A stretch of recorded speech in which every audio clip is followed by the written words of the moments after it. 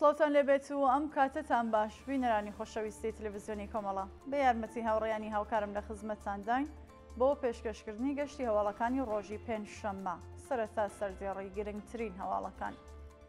ناڕزایەتی خەڵکی مەریوان سەبارەت بە چالاکی زبڵخانەی ڕێگای گاڕان، هێرشی هێزەکانی سەر بە حکوومەتی نوێ سووریا بۆ سەرناوچەکانی ڕۆژاوای کوردستان، خۆکوژی کرێکارێکی فەرمانداری شادەگان، مانگرتنی کرێکارانی ئابادڕاهانی بەندەر عەباس، پشتیوانی شۆرەی هەواهەنگی ئەنجومەنی سنفی فەرهەنگیانی ئێران لە شەریفە محەممەدی و دەستبەسەرکرانی 500 کەس هاوکار لەگەڵ بەرزبوونەوەی قێرانی سیاسی لە فەڕەنسا.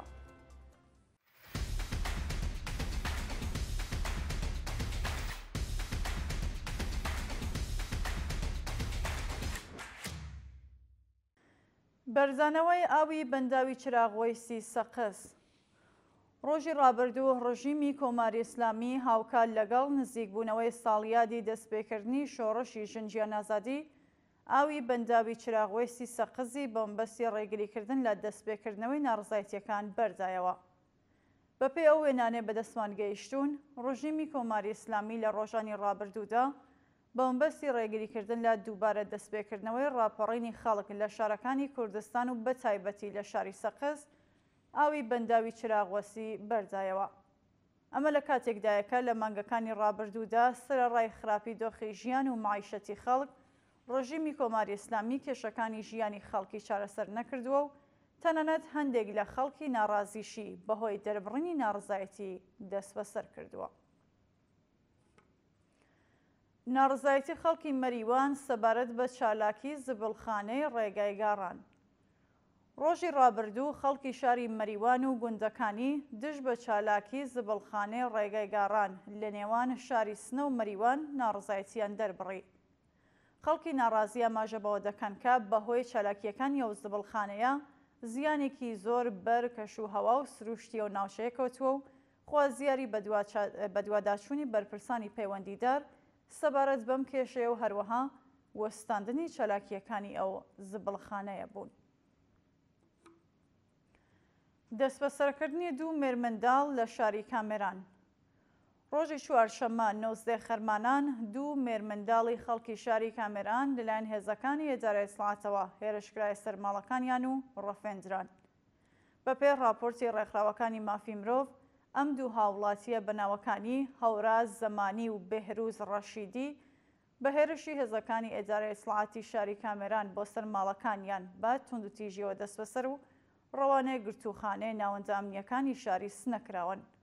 شایانی باسە سەرەڕای بەدواداچوونی بنەماڵەکانیان لەسەر دۆخی تەندروستی ئەو دوو مێرمەنداڵە تا کاتی داڕشتنی ئەم هەواڵە زانیاریەک لەبەردەستان نییە. هێرشی هێزەکانی سەر بە حکوومەتی نوێ سووریا بۆ سەر ناوچەکانی ڕۆژاوای کوردستان. بەپێی راپۆرتەکان بەیانی ڕۆژی پێنجشەممە 20 خەرمانان هێزەکانی هەیەتی تەحریرە شام هێرشیان کردووەتە سەر چەند ناوچەیەکی سەرشاری تەلحافر و هێرشەکەیان تێکشکێنراوە.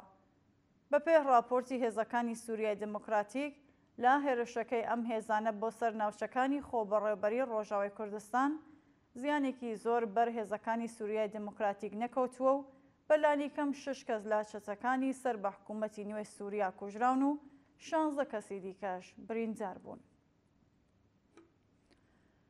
بەردەوامی ناڕزایەتی کرێکارانی شرکەتی نەوتی فەلاتقاڕە. ڕۆژی ڕابردوو کرێکارانی شرکەتی نەوتی فەلاتقاڕە لە ناوچە عەمەڵیەتیەکانی لاوان و خارگ دژ بە وەدی نەهاتنی داخوازیەکانیان کۆبوونەوە. بەشداربووانی کۆبوونەوەکە ئاماژە بەوە دەکەن کە سەرەڕای بەڕێوەبردنی دەیان کۆبوونەوە لە چەند ساڵی ڕابردوودا بەرپرسانی شرکەتی نەوت بایەخ بە داخوازیەکانیان نادەن و تەنانەت هەندێک لە کرێکارانی ناڕازی هەڕەشەی دەرکردن و سازکردنی دۆسەیان لێکراوە. کرێکارانی ناڕازی لە بەردەوامی کۆبوونەوەکەدا خوازیاری بەرزکردنەوەی ئاستی حەقدەست بە پێی ڕێژەی هەڵاوسان، پێدانی حەقدەست و مەزایە جوەخراوەکان، بەکردەوە دەرهاتنی یاسای 15 ڕۆژکار و 15 ڕۆژکشودان، دابینکردنی ئیمنی شوێنی کار و بیمەی دەرمانی کارامە و هەروەها وەرگرتنی هێزی کاری نوێ بوون. خۆکوژی کرێکارێکی فەرمانداری شادەگان.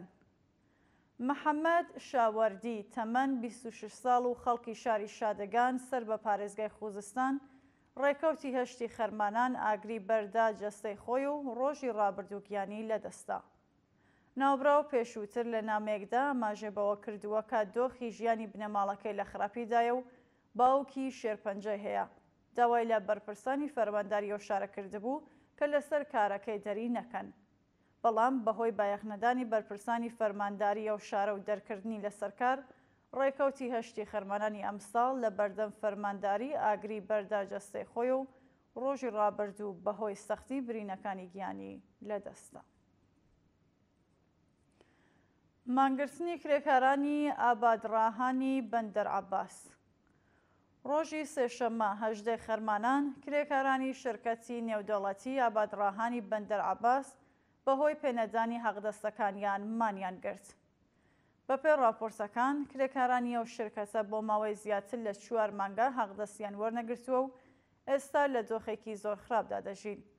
کرێکارانی ئەو شرکەتە لە بەردەوامی کۆبوونەوەکەدا خوازیاری پێدانی حەقدەست و مەزایەت وەخراوەکان، بەرزکردنەوەی یاسی حەقدەست بەپێ ڕێژەی هەڵاوسان، دابینکردنی منی شوێنی کار و ئەمنیەتی پیشەی و هەروەها کۆتایی هاتنی گوشاری حراسەتی ئەو شرکەتە لەسەر کرێکارانی ناڕازی بوون. پشتیوانی شۆڕەی هەواهەنگی ئەنجومەنی سنفی فەرهەنگیانی ئێران لە شەریفە محەممەدی. ئەنجومەنی سنفی فەرهەنگیانی ئێران لە بەیاننامەیەکدا ئیدانێ پەسەندکردنی حکمی سێدارەی شەریفە محەممەدی کرد و خوازیار یازادی دەستبەجێ و بندکراوە سیاسیە بوو. لە بەیاننامەکەدا ماژەبەوەکراوەکە شەریفە محەممەدی بەهۆی چالاکیە مەدەنی و ئازادی خوازەکانی ئەم حکمە ناڕەوایەی بەسەردا سەپێنراوە و پەسەندکردنی ئەو حکمە لەلایەن دەزگای قەزای ڕژیمەوە بەردەوامی گوشار و سەرکوتی ناوەندە قەزاییەکانی ڕژیم بۆ سەرچارەکانی مەدەنی و ئازادی خوازانە.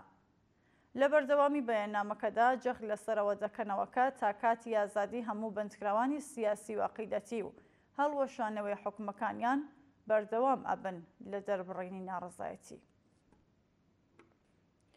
دووە هەواڵ دەستبەسەرکردنی 500 کەس هاوکات لەگەڵ بەرزبوونەوەی قێرانی سیاسی لە فەڕەنسا.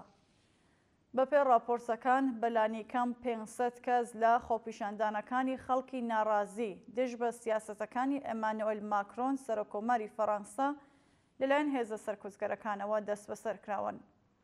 لە ڕۆژانی ڕابردوودا لە وڵاتی فەڕەنسا خەڵکی ناڕازی دژ بە سیاسەتەکانی سەرۆکۆماریە وڵاتە بە ڕێخستنی بەلانی کەم 8 کۆبوونەوە لە شارەکانی فەڕەنسا خۆپێشاندانیان ڕێکخست بە پێوە دیمەنانەی کە بەدەستمان گەیشتوون پاش هێرشی هێزە سەرکوزگەرەکانی ئەو وڵاتە بۆ سەرخۆپێشاندەران کۆمەڵێکی زۆر لە ناڕازیان دەست بەسەر کراون.